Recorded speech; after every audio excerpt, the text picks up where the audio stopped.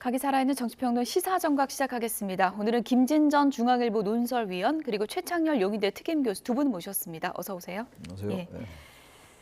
헌재에 출석한 김용현 전 장관, 윤석열 대통령의 방패 역할을 했습니다. 관련 영상부터 보시죠.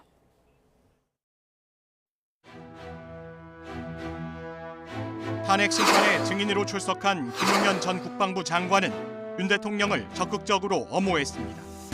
증인이 대통령으로부터 특정 정치인을 체포하라는 지시 받은 적이 있습니까? 대통령으로부터 그런 지시를 받은 적은 전혀 없고요. 윤 대통령 측 증인신문 내내 대부분 내가 했다고 말하며 호위무사를 자처한 김 전 장관. 12.6 사태 때 이제 계엄이 됐지 않습니까? 그 이후에 이제 12.12 사태 이어서 이제 포고령을 굉장히 10건 이상, 10호 이상으로 했거든요. 그런 것들을 제가 참고했습니다. 제가 왜 집어넣냐 웃으면서 이렇게 얘기를 하니 길고한다는 측면에서 그냥 뒀습니다 해서 저도 웃으면서 그냥 놔뒀는데 그 상황은 기억하고 기억합니다. 지금 말씀하시니까 기억납니다. 김용현 전 국방부 장관은 이상 입법기구 쪽지를 공관에서 직접 썼다고 말했습니다. 어떤 컴퓨터로? 노트북으로 했습니다. 노트북 어디에 있는? 제가 가지고 있던 개인 노트북. 어디에 가지고 있던? 반사에. 네. 부당한 일을 지시한다고 할 때 그거를 따르지 않을 것이라는 거는 저희들도 다 알고 있고 그런 전제 하에서 비상계엄 조치를 하고 실패한 계엄이 아니라 저도 빨리 끝날 거라고는 생각했지만 예상보다 좀 더 빨리 끝났다. 그 상황은 기억하고 기억합니다. 지금 말씀하시니까 기억납니다.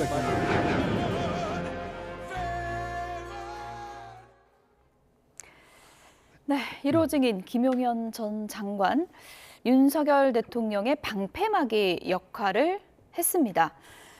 어제 김용현 전 장관 나온다 그래서 어떤 전략을 갖고 나올 것인가, 각자 도생할 것인가 아니면 방패 역할을 할 것인가 많은 분들이 이제 궁금해했는데 적극적으로 옹호를 했습니다. 어떤 배경이라고 보세요? 현실적으로 각자 도생이 불가능하죠. 두 사람은 운명 공동체다. 때문에 이번 비상계엄 사태의 쌍두마차이기 때문에 그러니까 한쪽이 다른 한쪽을 공격을 하고 자신이 면피한다고 해서 그것이 되지도 않고 현실적으로 김용현 장관은 최대한 윤석열 대통령을 지원을 해서 만약에 윤 대통령이 탄핵이 기각이 되면 그래서 대통령으로 컴백을 하게 되면 그리고 만약에 본인이 형법상의 내란죄의 유죄 판결을 받고 만약에 감옥에 가게 되면 그것을 사면해 줄 사람은 대통령밖에 없다. 윤석열 대통령밖에 없다. 그런데 윤 대통령이 탄핵이 인용이 돼서 파면이 되면 그런 식의 마지막 이제 동아줄마저 없어지는 것이죠. 그리고 구체적으로 윤석열 대통령의 호위무사 방패라고 하지만 제가 보면 김용현 장관은 자기 자신을 위한 방패와 호위무사예요. 자기에게 지금 현재 적용되고 있는 내란죄 중요 업무 종사자의 가장 핵심적인 혐의 부분을 오늘 헌재에서 전부 다 부인하고 있습니다. 어떤 부분인가요? 예를 들어서 이 체포 지시가 없었다라든가 그리고 포고령은 그저 형식적인 것이고 상징적인 것이지 집행을 위한 것이 아니었다라든가 최상목 쪽지를 포함한 이 국무위원들에 대한 지시사항은 지시사항이 아니라 단순 참고용이었다. 그런 것들이 입법부에 대한 공격 봉쇄의 핵심 관건이거든요. 그러니까 내란죄가 형성이 되는 가장 핵심적인 쟁점에서 전부 다 부인을 했기 때문에 1차로는 자기 자신을 위한 방패다. 2차로는 윤 대통령과의 운명 공동체다. 그러니까 윤 대통령 방패 역할을 함과 동시에 본인의 혐의를 적극적으로 부인한 전략이었다. 이렇게 이제 평가를 해주셨는데 그런데 이제 탄핵 심판의 핵심 쟁점인 쪽지 그리고 포고령 이건 본인이 다 썼다. 이렇게 주장을 했잖아요. 이렇게 되면은 윤석열 대통령은 어떤 역할을 한 것인가 궁금증이 남을 수밖에 없는데 어떻게 보십니까? 포고령도 자신이 다 쓴 거고 말이죠. 국회의 병력도 어떻게 보면 자신이 지시한 거고 체포 지시도 예. 없었고 그럼 이 비상계엄 선포의 주체는 누구였나? 그런 아주 어리석은 질문이 들을 수밖에 예. 없어요. 그러니까 비상계엄 선포 권한이 있는 건 대통령입니다. 국방장관이 비상계엄 선포할 수 없잖아요.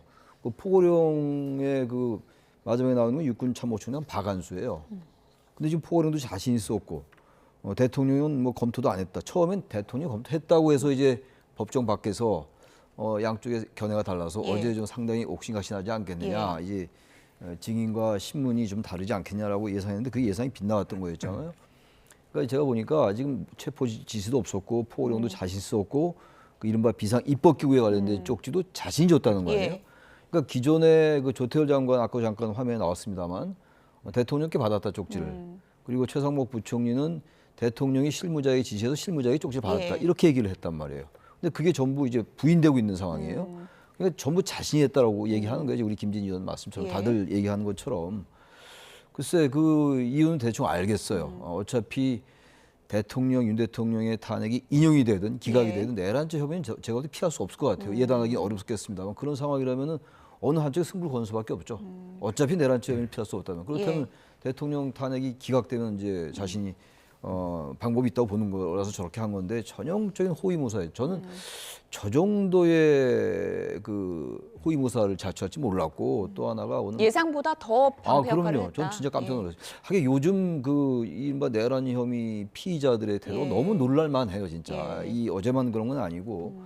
근데 그 궤변이 너무 많이 나와요. 지금 이따 말씀 나누겠습니다만 거짓 주장이라고 느껴지는 게 너무 많고 기존의 그 사령관들이 2월 4일에 또 나오잖아요. 그 이후에 또 나오고 그렇죠. 6일도 나오고 그러니까 아마 그때 상당히 이제 이 진실관계가 밝혀질 것 같긴 한데 예. 아무튼 어제 그 증인 신문에서 신문하는 윤 대통령 피청구인이나 그 증언을 하고 있는 그 증인 김영현 전 장관 이 사람들의 얘기는 너무 기존에 알려진 것과 달라서 궤변이다, 저 억지다 이런 얘기를 할 수밖에 없는 예. 그런 느낌이 드는 그런 거였습니다. 윤 대통령 측과 김용현 전 장관 측이 이제 변호인들끼리 혹시나 입을 맞춘 것 아니냐 뭐 이런 또 얘기까지 나오고 있는데요. 천하람 의원은 이것이 바로 자책골이 될 것이다 이렇게 얘기를 했습니다. 관련 얘기 들어보시죠. 그런 장면들이 너무 많았죠. 그러니까 야, 이 두 사이의 브로맨스가 엄청나다라는 생각이 들었고요. 물론 나쁜 형태의 브로맨스. 정말 악의적인 형태의 브로맨스고요. 예. 그런 식으로 대통령이 증언을 사실상 코칭하고 그것을 김용현 장관이 그대로 받아서 진술하는 경우도 많이 있었고 예를 들면 대표적으로 포고령에서 그 전공의 처단 네. 부분 그거 얘기하면서 우리 웃지 않았냐. 예, 맞아요. 예. 이거 정말 큰 문제인 게 이 얘기를 보면서 웃었다라는 얘기는 포고령 내용 전반에 대한 검토를 어쨌든 대통령이 꼼꼼하든 안 하든 했다는 얘기입니다. 같이 했다는 얘기. 같이 했다는 얘기죠. 실제로 대통령이 작성했을 가능성은 거의 없죠. 왜냐하면 또 이 비상계엄 선포 과정을 여러 가지 면에서 확인을 해보면 대통령이 비교적 소수의 사람들하고 협의를 한 것이고 그 과정 실무적으로는 김용현 장관이 전부 진행을 해온 것 아닌가라는 생각이 듭니다. 그리고 네, 어제 김용현 전 장관 진술에 대한 여러 가지 분석을 들어보셨는데 어쨌든 천하람 의원 얘기는 입을 맞춘 것 같긴 한데 자책골이다. 말이 앞뒤가 안 맞는 거 아니냐. 그러니까 이거 포고령 검토했다는 거 시인한 거 아니냐. 이런 해석이거든요. 어떻게 보세요? 김영원 장관이 내가 다 했다라고 떠안고 있지 않아요. 분명하게 얘기할 것은 포고령 문제에 대해서 자신이 1979년 사태를 참조를 해서 예. 포고령을 자기가 초안을 쓴 것이고 대통령이 검토를 한 것이죠. 예. 그런데 그리고 꼼꼼하게는 안 한 것 같다. 또 이렇게 덧붙였어요. 근데 하여튼 검토를 했다는 예. 것이죠. 그러니까 꼼꼼하게 안 한 것 같다라고 얘기하는 것은 포고령 1호 정치활동 금지 부분에 대한 대통령의 책임을 조금 면해주려고 하는 것 같기도 하고 예. 두 번째는 저녁 10시부터 새벽 4시까지 통행 금지를 하자고 초안에 들어 있었는데 윤 대통령이 그것을 뺐다는 거 아닙니까? 검토를 해서 예. 그것이 김용현 전 장관의 이 헌재박 증언이었고 예. 그리고 그 조금 전에 나온 그 전공의 부분 이것도 두 사람이 다 같이 검토하다가 그대로 넣기로 웃으면서 한 거 아닙니까? 그러니까 김영현 장관이 포고령이 전부 다 내 책임이다라고 떠안고 있는 그런 상황이 아니에요. 예, 그리고 또 보다 더 중요하게 최상목 쪽지를 포함한 예. 이 4명에게 줬다라고 하는 쪽지를 헌재에서 증언을 할 때 예. 대통령의 지시에 따라서 내가 줬다라고 했어요. 대통령의 지시에 따라서. 그러니까 최상목 경제부총리가 증언하는 게 맞잖아요. 대통령이 있는 자리에서 실무자가 나한테 건너줬다. 조태열 외교부 장관은 대통령이 나한테 직접 줬다. 예. 김영은 장관은 대통령의 지시에 따라서 내가 그러니까 실무자를 통해서 예. 국무회의석상에서 실무자가 왔다 갔다 하면서 준 거예요. 쪽지를 그러니까 쪽지가 저는. 여러 개인 거죠. 지금 그렇죠. 나오는 얘기는. 아, 그러니까 실무자가 왔다 갔다 하면서 쪽지를 준 것이에요. 예. 그러니까 결론적으로 말씀드리면 김영현 장관이 포고령과 쪽지 부분에 대해서 전부 다 내 책임이다라고 떠안고 있는 게 아니에요. 그렇군요. 아니에요. 예. 대통령의 지시에 따라서 그 대통령이 검토를 했으니까 대통령에게 최종 책임이 있다라는 입장이죠. 예. 하지만 그 취지나 내용에 관해서는 이제 얼버무리면서 참고형이었다. 네. 그리고 이거 하나는 상징성 있는 것이었다라는 식으로 그런 식으로 이제 이 발뺌을 하는 거지 전체적으로는 절대로 그게 자기 책임이라고 또 안고 있는 게 아니라는 점. 예. 두 사람 대통령 부분은 대통령 부분, 자기 부분은 자기 부분이라고 지금 예. 정리를 김영은 장관이 하고 있어요. 책임 또한끼는 아니다. 이렇게 보신 건데. 책임을 떠안으면 예. 형법상의 내란죄 재판에서 대단히 불리해집니다.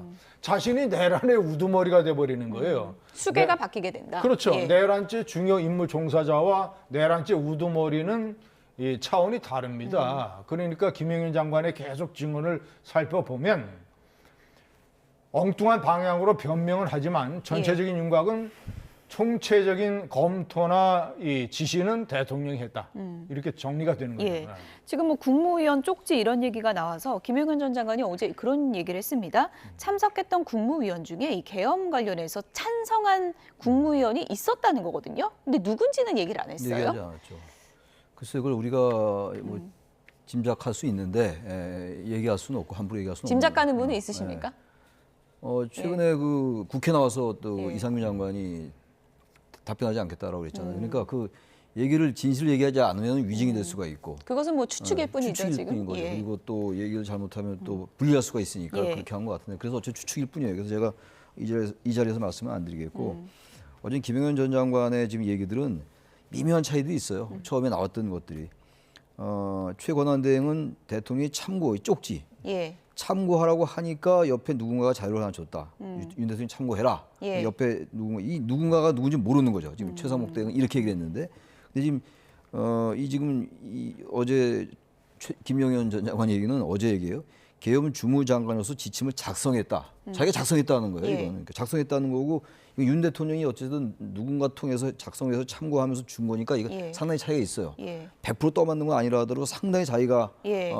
주장을 하는 거라서 이거는 기존의 주장은 많이 배치되는 게 있는 거죠. 예. 그 군경 국회 투입하는 문제도 그렇고 따라서 이게 내란의 우두머리가 바뀔 수는 없죠. 현재 내란의 우두머리로 내란 수혜로 지목되어 있는 게 이제 피청구인 대통령 윤석열이기 때문에 예. 그렇다 하더라도 어제 내용은 상당히 예상을 없는 그런 예. 거였다. 예상을 뛰어넘는 거였다. 예.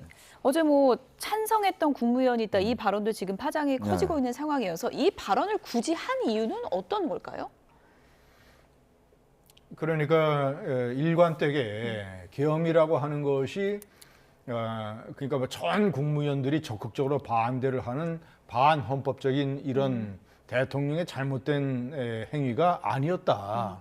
김영은 장관의 논리는 통치 행위였고 비상계엄은 일종의 경고용이었고 그런 취지의 국무위원들의 반대가 적극적이지 않았을 뿐더러 찬성한 국무위원까지 있다라고 해서 대통령과 자신이 내세우는 비상계엄의 선포 이유, 예. 명분 예. 이런 거를 강화시키려고 하는 목적이죠. 그러나 저것이 이제 수사 과정에서 정말로 찬성한 국무위원이 있는지 전체적인 반대의 강도는 어느 정도였는지 예. 국민들은 대개 다 국회에 나가서 계엄이 잘못된 것이고 반대가 대부분이었다라고 얘기를 하고 있지 않습니까? 그렇죠. 그러니까 저런 전략인데 어느 정도나 먹힐지는 모르겠습니다. 어쨌든 뭐 언론에서도 그렇고 재판 과정에서도 그렇고 찬성한 국무위원 누구냐 이게 또 하나의 또 쟁점이 될 것 근데 같습니다. 박성재 법무장관이 예. 박성재 법무장관이 국회에서 답변할 때 아무도 찬성하지 않았다 그랬어요. 그러니까 아무도 찬성하지 않았다면 이것도 진위가 갈려요 지금. 예. 분명히 소수가 찬성했다라고 짐작할 수 있는 그런 단어 쓰지 않고 어떤 게 사실인지는 저희가 알 수는 전혀 알 없는 수가 거고, 없어요 그렇죠? 지금. 그래서 예. 그거야말로 이제 여러 가지 신빙성 있는 증언에 의해서 밝혀질 예. 건데 지금은 전혀 예단할 수 없습니다. 박성재 네. 장관의 얘기가 또 다르기 때문에 이건. 네. 예. 어쨌든 뭐 포고령도 쪽지도 내가 썼다고 한 김용현 전 장관, 정치인 체포 지시 의혹은 사실과 다르다. 이 부분도 전면 부인했는데요. 끄집어내라고 했던 대상은 의원이 아니고 요원이었다. 이렇게 또 얘기를 했습니다. 어떤 얘기인지 김용현 전 장관 얘기도 좀 들어보시죠. 분명하게 제가 사실이라고 다시 한 번 더 말씀을 드리고 12월 9일 날 검찰 조서 과정에서 그와 같은 내용들을 다 검사한테 얘기하고 사상자가 생길 수 있다는 판단에 의원이 아니라 요원을 빼내라고 한 것을 김병주 국회의원이 의원들 빼내라는 것을 통과시킨 것이죠. 네, 그렇습니다. 그러니까 요원 안에 들어간 707 특임단의 그 요원들을 빼내라는 취지였다 이렇게 얘기하길래 좌중에서 저랑 옆에 있는 의원님 사이에 무슨 바이든 날리면 뭐 이렇게 얘기를 한 거예요. 그랬더니 뭐 방송이 그걸 제목으로 뽑았더라고요. 그 국회 직원들 뭐 아니 보좌진들하고 뭐 충돌을 일으켜서 그래서 무슨 뭐 유혈사 뭐 사태가 날까봐 끄집어내라는 게 그 군인들이었다라는 취지로 설명하니까 가히 진짜 속아 웃을 일이 됐죠. 네, 또 한번 뭐 청취력 테스트로 가는 건지 모르겠는데 의원이냐 요원이냐 지금 또 이 논쟁이 벌어졌어요. 곽종근 특전사령관의 증언은 이런 거 아닙니까? 윤 대통령이 직접 전화를 걸어서 의결 정족수가 아직 채워져 있지 않으니 예. 두 번째 문을 부수고 들어가서라도 세 번째 의원들을 끄집어내라. 요 세 가지 아닙니까? 예. 그러면 김용현 장관의 주장에 따르면 곽종근 특전사령관이 완전히 소설을 지어낸 거예요. 세 대목을. 예. 자, 그리고 이제 요원을 끄집어내라고 하는 명령이었다면 그냥 요원을 지휘하는 현장 지휘관에게 무전으로 철수해라라고 하면 되는 거예요.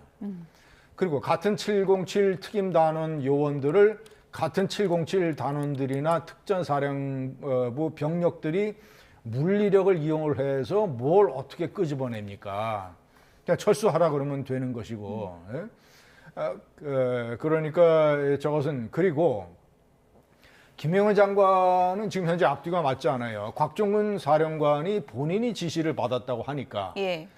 김용현 장관은 본인이 대통령한테 직접 지시를 받은 것이 아니라면 곽종근 사령관의 저런 증언을 저런 식으로 해석을 할 수 있는 입장에 있지 아니하죠. 왜냐하면 자기가 직접 받은 게 아니니까. 예. 자기가 안 받았는데 저 사람이 그걸 받았다고 주장을 하는데 그것은 의원이 아니고 요원이야. 예. 자기가 마치 들은 것처럼. 예. 이것이 그러니까 설득력이 없는 것이죠. 예. 그러니까 그 앞뒤의 맥락을 봤을 때 요원일 가능성이 없는 거 아니냐 이렇게 보시는 가능성은 거죠? 거의 없고. 개인적으로 거의 없고. 그리고 보셨을 때? 김용현 예. 장관이 본인이 직접 전화를 받은 사람이 아니기 때문에 그것은 무슨 발음을 해석할 수 있는 입장에 있지도 않다. 예. 그러니까 너무 좀 어처구니 없는 그런 진술입니다. 예. 의원이냐 요원이냐 맥락상은 요원일 수가 없다라고 이제 김진희 의원은 보시는 건데 어떻게 보세요? 당연하죠. 왜냐하면 이거 말고 곽종근 특전사령관 얘기 말고 홍장원 국정원 1차장이 처음부터 했던 얘기가 있어요. 싹 다 정리해라 이 기회에. 그리고 나서 이게 무슨 얘기인지 몰랐다는 거 아니에요. 예. 그래서 이게 무슨 간첩 관련 사건인가 이랬다는 거 아닙니까? 홍장원 차장 말에 의하면. 그리고 난 다음에 여인영 방첩사령관과 통화를 했는데 거기에 이제 체포자 명단이 있었다는 거 아니에요? 그것도 그렇고. 그럼 이 지금 요원을 끌어내라는 말의 그 근거가 그거 아니에요? 그 안에 그 보좌진들 직원들이 있기 때문에 군인들하고 충돌하니까 우리 군인들이 요원이니까 요원들 빼내라. 어제는 그 변호사는 빼내라는 단어를 썼어요. 빼내라. 그러니까 병력을 빼라라는 말은 할 수 있어요. 근데 병력을 끌어내라라는 말은 성립할 수 없죠. 같은 걸 하더라도 병력을 뺄 수 있죠. 근데 어제 그 변호사는 옆에서 윤 대통령 옆에서 요원을 빼내라고 얘기했다는 이런 표현을 썼어요. 근데 지금 이 곽종근 특전사령관은 의원을 끌어내라 이렇게 얘기를 계속 하고 있는 것이고 그러니까 이건 맥락상으로 볼 때 거의 요원이라는 게 타당치가 않다고요. 제가 그래서 이건 어느 말이 진실지 모르겠어요. 아주 엄밀하게 말하면 심증은 갑니다만 지금 이 뭡니까 김영현 전 장관이 상당히 거짓을 주장하고 있구나라고 심증은 가는데 단정은 제가 안 하겠습니다만 적어도 그 안에 요원을 끌어내라고 하는 게 맞지가 않죠. 이 정황상 이런 거 우리가 문해력. 국어 사전에 의한 문해력이에요. 이거 도저히 이게 납득이 안 가는 문장 자체가. 그러다 보니까 이거는 나중에 아까도 말씀드린 바와 같이 2월 4일에 또 나와서 얘기를 할 거예요. 사령관도 얘기를 할 텐데 곽정근 사령관은 내일 2월 4일이 아니죠. 2월 4일이 아니고 그 다음에 나오는 걸로 제가 알고 있는데 6일 날 나오게 돼 있죠. 아마 얘기가 나올 겁니다. 아마 이게 어느 말이 진실인지가 나올 수 있죠. 탄핵 심판 일정 그래픽을 좀 보여주시면 좋을 것 같은데 어쨌든 싹 다 정리하라 이런 얘기를 내가 들었다라고 한 홍장원 전 차장도 나오거든요. 이렇게 직접 나와서 그 얘기를 하면 뭐 윤 대통령 측하고 막 공방이 벌어질까요? 뭐 어떻게 봐야 됩니까? 공방이 벌어지겠죠. 그러니까 주요 정치인에 관한 체포 지시를 내린 적이 없다라고 한 것이 윤석열 대통령과 김영원 장관의 주장 아닙니까? 그런데 거듭 말씀드리지만 전화를 받았다는 사람들이 아주 구체적이고 상세하게 진술을 하고 있어요. 그리고 진술이 일관되고 그런 경우에는 녹취록이 없어도 이 재판부나 헌재에서 그런 증언의 신빙성을 대단히 높게 인정을 합니다.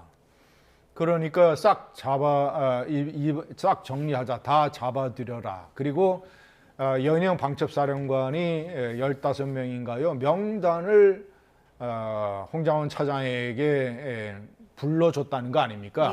그 안에 이제 우원식, 한동훈, 이재명, 또 판사 이름까지 있었다는 것인데 이것도 김영현 장관이 아까 조금 전에 말씀드린 대로 본인이 전화를 받은 사람이 아니기 때문에 홍장원 차장이 내가 받았다고 하는데 그 내가 받았다고 하는 사실을 김영현 장관이 그런 전화를 받았을 리가 없다라고 주장할 수 있는 논리적인 근거가 없죠. 그러면 김영현 장관이 이렇게 얘기를 해야죠. 홍장원 차장의 주장 부분은 나는 모르겠다. 내가 받은 게 아니니까. 적어도 나하고 대통령 사이에 논의를 할 때 대통령이 체포 지시를 한 적이 없다. 이렇게 주장을 하면 그렇겠습니다만은. 어쨌든 지금 뭐 여러 가지 증언들이 국회에서 나오고 또 헌재에서 나오고 이렇게 좀 혼재된 그런 양상으로 가는데 김진전 의원께 이거 하나 더 여쭤볼게요. 윤석열 대통령이 실패한 계엄은 아니다. 뭐 예상보다 빨리 끝났을 뿐이다라고 얘기를 했잖아요. 이건 무슨 뜻이라고 보세요? 그러니까 실패한 계엄이라고 하는 것은 본인이 이 국회 측에서 주장을 하는 것처럼 병력을 동원해서 국회를 봉쇄하고 주요 정치인들을 체포하고 그렇게 해서 국회의 계엄 해제 요구 결의를 방해해서 최소한 며칠, 길게는 수주일 이런 식으로 하려고 했다라는 주장을 본인이 정면으로 이제 반박을 하면서 빠져나가기 위한 것이죠. 그러니까 내가 생각한 원래의 계엄은 국회의 계엄 해제 요구 결의까지도 다 예상한 것이었다. 단지 경고용으로 몇 시간 정도만 하고 그러면 국회에서 해제 요구 결의를 할 터이니 그런 결의가 있으면 내가 바로 비상계엄을 해제하면 된다. 그런데 내가 생각한 그 시간이 대충 한 4시간이나 5시간 예를 들자면 이 정도로 해서 경고용으로 생각을 했는데 계엄 해제 요구 결의가 일찍 돼서 2시간 만에 끝난 거 아닙니까? 그러니까 내가 생각한 예를 들자면 4시간짜리 계엄이 2시간짜리로 짧아진 것뿐이지 내가 왕창 국회를 뒤엎고 정치인들 다 체포하려고 했던 그런 계엄을 하려다가 실패한 게 아니다. 그러니까 국허문란 목적이 아닌 것이다. 아니다. 이걸 주장하는 예, 건가요? 경고용이라는 예. 것을 계속 주장하기 위한 것이죠. 예, 그러니까 계엄 선포의 이제 목적과 관련해서 이것은 내가 국허문란 목적이 아니고 경고용이었던 것이다라는 부분을 뭐 강조하고 있는 것 같은데 이게 어느 정도 좀 전략을 어떻게 보십니까? 야당에게 경고하려 했다라고 얘기하다가 예. 어제는 국민에게 호소를 한다고 얘기했어요. 또 바뀌었어요 또. 예. 그리고 또 하나 이게 논리적으로 맞지 않는 게 2시간짜리 내란이 어디 있냐라고 얘기했다가 이제 또 조금 바뀌었어요. 그리고 평화적 계엄이라는 얘기도 나오고 어제 그 조대현 변호사라는 분은 옆에서 계몽령이라는 말을 썼어요. 계몽령. 국민을 계모하는 거다. 예.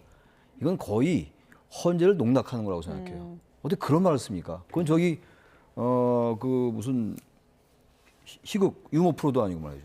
또 하나 문제가 이 비상입법기구를 만들었잖아요. 만들고 쪽지가 있잖아요. 예. 그럼 2시간이 됐건 4시간이 됐건 하루가 됐건 하루 이상은 되면 안 될 거 아니에요. 지금 원래 이 얘기 저 주장대로. 예. 그러면 하루밖에 안 되는 계엄인데 왜 비상입법기구 예산이 필요합니까? 그러니까 논리적으로 맞질 않아요. 앞뒤가. 예. 저분들의 말이 틀렸다라고 얘기하고 그 주장하기 이전에 그럼 그 귀결은 당연한 거죠. 저게 거짓 주장일 가능성이 높아지는 거죠. 아마 헌재 재판관들은 다 판단하고 있을 거예요. 네. 예. 어쨌든 뭐 다음 변론기일은 이제 설 연휴 지나서 이제 열리게 되고요. 윤석열 대통령의 탄핵 심판이 이어지는 상황에서 여론의 추이는 어떻게 흐르고 있는지 저희가 여론조사 결과도 한번 참고해서 보도록 하겠습니다. 보여주시죠.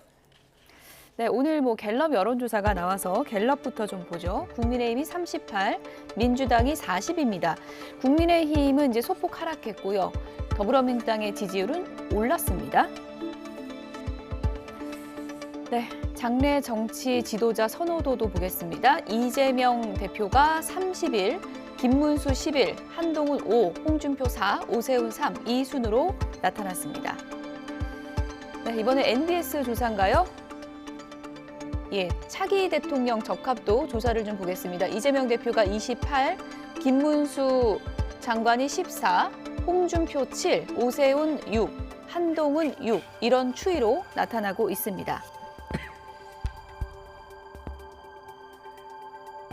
네, 갤럽 여론조사 앞서 보신 여론조사 다시 한번 보여드리고 있습니다. 요즘 최근에 이제 여론조사 흐름 보면 국민의힘의 이제 상승세가 두드러진다고 했는데 이번 주 갤럽에서는 국민의힘이 소폭 이제 하락하는 움직임을 보였고요. 지금 이제 추이를 보면 양진영이 상당히 결집하고 있다. 뭐 이렇게 봐야 됩니까? 그렇죠. 5차 범위 내의 조사 결과들이기 때문에 쉽게 얘기하면 박빙이다. 국힘과 민주당의 지지율이 용호상박이다. 이런 식으로 판단을 할 수가 있을 것 같고 우선 그 이유는 일단은 이 많은 보수 유권자들이 윤석열 대통령이 잘못한 것은 잘못한 것이고 이미 이제 언론에서 조기 대선이라고 그러고 양자 대결에 관한 여론조사까지 다 나오잖아요. 예. 그러면 많은 유권자들은 탄핵을 기정사실화 하는구나 라고 받아들이고 있는 것 같아요. 예. 그래서 유권자들의 관심과 분석의 판이 탄핵판에서 대선판으로 바뀌었다. 예. 그러니까 탄핵은 윤석열 대통령이 잘못을 했지만 그거하고 별개로 대통령 선거에서 정권을 재창출하느냐 교체하느냐는 다른 문제다. 예. 그렇기 때문에 보수 지지층들이 국민의힘 쪽으로 대폭 몰리는 것이고 또 하나는 제가 판단할 때는 저것과 대통령 후보 지도는 또 다른 문제다. 그렇군요. 국민의힘에서 어떤 대통령 후보를 내느냐에 따라서 그 후보 지지도는 또 한 번 요동칠 겁니다. 예. 네. 그래서 예를 들어서 뭐 탄핵 반대 후보를 내세우거나 이러면 그런 것들이 국힘의 지지율에 상당 부분 부정적인 영향을 미칠 예. 가능성이 있다. 예. 판단. 어쨌든 지금 뭐 양진영이 상당히 결집하고 있고 원래 좀 설 연휴 전후에 그 여론조사 결과가 또 정당에서 그렇죠. 관심이 많잖아요. 지금 추이가 또 연휴 지나면 또 어떻게 바뀔지도 좀 궁금하거든요. 지금 이제 탄핵에 대한 반대 찬성도 많이 바뀌었어요. 예. 지금 격차가 벌어졌다 많이 좁혀졌어요. 그러니까 탄핵에 대한 것도 거의 이제 기정사실화 되는 것 같은 분위기예요. 누가 봐도. 네. 어제 뭐 그런 그야말로 쇼 아닌 쇼 같은 게 있었습니다만 이미 이제 국민들 유권자들은 국민의힘과 윤 대통령을 분리해서 보기 시작한 거예요. 이미 이제. 이제는 조기 대선 대선에 생각하면서 이미 여론조사에 임하는 가기 거다. 때문에 예. 국민의힘이나 민주당이나 국민의힘을 지지하는 사람들 여기 윤 대통령은 별로 없는 거예요. 지금 이미 그건 저쪽에 탄핵이나 형사재판 쪽으로 가고 있는 것이고 예. 그러니까 양대 진영이 결집하는 건데 그리고 최근에 이제 국민의힘이 많이 올랐잖아요. 어쨌든 근데 예. 윤 대통령은 국민의힘이 배출한 대통령이거든요. 그렇다면 국민의힘이 굉장히 지지율이 떨어져야 되는데 그렇지 않단 말이에요. 다시 말하면 민주당이 이 지금 반사이익을 흡수할 만한 그런 어떤 대한정당으로서의 그 안정감을 못 보여준 거예요. 그것도 원인이 하나 있을 겁니다. 특히 이제 또 특이할 만한 사항이 갑자기 급부상한 게 김문수 장관이잖아요. 네. 이거 굉장히 놀랄만한 사실이에요. 김문수 장관이 대단히 극우적인 인사로 알려져 있어요. 그런 발언도 많이 했고. 예.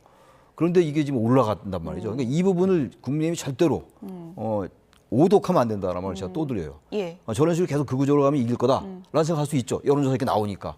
근데 그렇지 않죠. 지금 말씀처럼 설 지나고 탄핵 국면에 따라서 이게 여론이 바뀔 거예요. 예. 중도층들의 저기 응답률이 낮을 겁니다. 저게 보수층이 많이 예. 이제 표집돼 있는 것 같고 그래서 예.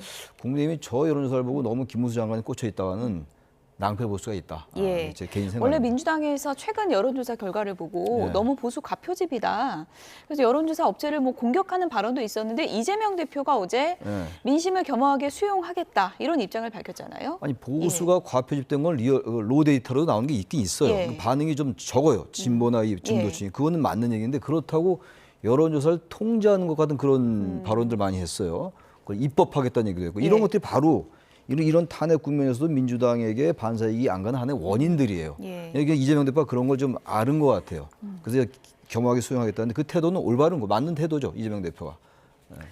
어쨌든 뭐 지금 헌재의 시간과 더불어서 이제 관심을 받고 있는 것이 이제 이재명 대표 재판의 시간입니다.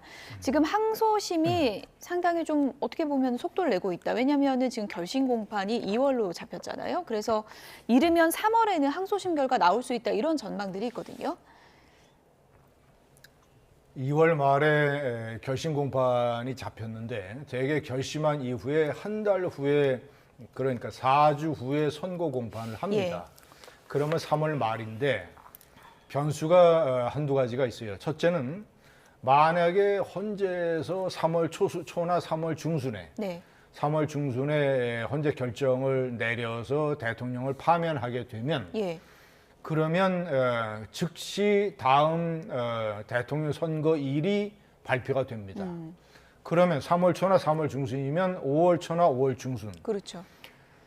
대통령 선거일이 발표된 상황에서 제1 거대 정당의 가장 유력한 대통령 후보에 관한 2심 선고를 과연 법원이 할 것이냐. 저는 굉장한 정적인 부담을 가질 걸로 봐요. 예. 재판부 부담이 커질 것이다. 네, 왜냐하면 선거에 영향을 준다라는 지적을 비판을 받을 수가 있기 때문에 예. 그것도 이제 현재 여론조사로 따지면 압도적인 표차로 리드하고 있는 제1위 후보에 관한 그 사람의 선거권, 피선거권 여부에 관한 대선 출마 자격 여부에 관한 영향을 미칠 수 있는 판결을 과연 3월 말에 할 것이냐. 예. 만약에 3월 말에 해서 그래도 해서 만약에 유죄가 다시 확정이 돼서 대선 출마 자격이 이제 대법원 선고만 남게 되면 예. 그러면 보수층에서 격렬하게 법원에 요구할 겁니다.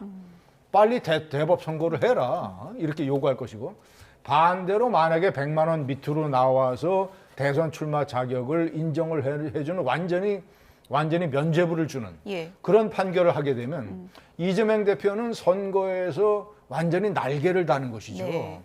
그러면 이재명 대표의 경선이나 대통령 선거의 득표율에 굉장한 영향을 미치게 예. 됩니다. 이런 것을 법원이 과연 할 것이냐. 저는 지켜봐야 된다고 봅니다. 법원이 상당히 이제 부담을 느낄 수 있다. 그런데 이제 만약 지금의 스케줄대로라면 어쨌든 대선 전에 항소심은 나올 가능성이 이제 큰 거잖아요. 그렇죠. 항소심 결과에 따라서 민주당 내부도 동요할 수 있을 것 같거든요. 근데 이제 항소심 결과가 예. 지금 이제 일정은 이제 충분히 말씀을 예. 하셨고 항소 결과가 이제 피선거권 박탈 이상의 형량이 나온다. 예. 이게. 나오면 대법원 판결이 안 나오기 때문에 대법원 판결은 제가 볼 때 탄핵 인용이 됐건 기각이 됐건 불가능해요. 제 3심까지 나오면 사실상 불가능합니다. 예. 이론적으로 가능할 수 있을지 예. 모르겠으나 뭐 6월까지 늦춰진단 말이죠. 그게 그래서 6월까지 대선이 늦춰지는데 3심을 할 수 있을까요? 그건 제가 볼 때 거의 불가능한 얘기 같고 예. 2심인데 그렇게 되면 이제 이재명 대표는 끝까지 주장할 거예요. 이건 무죄 추정 원칙에 따라서 이건 법원이 오염됐다. 예. 선거 국민들의 심판에 맡기겠다 이렇게 가면서 후보 교체로 나온다 하더라도 예. 후보로 그대로 갈 거예요. 근데 문제는 그겁니다. 이제 그때 가서 예. 지금 워낙 이제 하루가 급하게 변하기 때문에 예단이 대단히 어려운데 그때 가서 만약에 이재명 대표 지지율이 지금 이재명 대표의 지지율이 확장성이 별로 없어 보여요. 여론조사를 보면. 근데 그때 가서 여론이 만약에 정체를 넘어서 떨어진다. 대표의 이 대표의 지지율이 떨어지면 그거는 민주당 내에서 심각하게 고려할 수 있을 겁니다. 아무리 이재명 대표의 일극 체제라 하더라도 예. 그래서 결국은 관건은 그때 여론조사에 나오는 이 대표의 지지율인 것 같아요. 그런 지지율이 떨어지면 민주당 내에서 상당한 변화가 있을 수가 있죠. 예. 어쨌든 지금 뭐 항소심 일정이 명확하게 나온 것은 아니지만 또 일정이 지금 제대로 진행이 된다면 3월에 나올 수도 있다는 얘기가 나오다 보니까 지금 이른바 비명계에서도 여러 목소리가 나오고 있는데요. 김경수 전 지사, 김부겸 전 국무총리 어떤 얘기 했는지 들어보시죠. 최근 여론조사를 통해서 나타난 민심은 우리에게 심각한 경고를 보내고 있습니다. 이 전대미문의 상황 속에서도 민주당을 포함한 민주개혁 세력이 여론을 압도하지 못하고 있습니다. 국민들이 우리도 혹시 똑같은 일방주의 또는 저들과 똑같은 행태를 보이는 것 아닌가 하는 그런 의구심을 갖고 있는 것도 사실인 것 같습니다. 이 상황을 극복하기 위해서라면 어떤 일이든 어떤 역할이든 힘을 보태야 된다고 생각합니다. 그런 차원에서 저도 제가 할 수 있는 역할을 찾아서 최선을 다해서 노력하겠다 이런 취지입니다. 총대를 매라면 맬 것이다. 이 얘기는 당에서 김부겸 전 총리에게 대선을 나가주십시오라고 요청이 오면 나는 나가겠다. 이런 의미이신 거죠? 아침부터 참 이렇게 또 세게 나오시면 어떡해요. 기본적으로 지금 현재 저는 이 사실은 정서적인 내전 상태인 이 대한민국 공동체 이 지금 어떻게든 지금 이걸 말하자면 어느 정도 이 냉정을 되찾게 해야 됩니다. 국민들이 길거리에서 부딪히는 이 상황을 종식시켜야 되고 그건 결국은 국정 안정과 민생 회복이라는 목표를 향해서 정치권에 나아가야 되는데 거기에서 제가 할 역할이 있으면 하겠다 하는 그런 거고요. 역할을 할 수 있다면 하겠다. 뭐 그냥 큰 의미는 없는 말 같긴 한데 지금 시점에서 김부겸 전 총리가 저런 얘기하면은 의미심장하게 들어야 됩니까?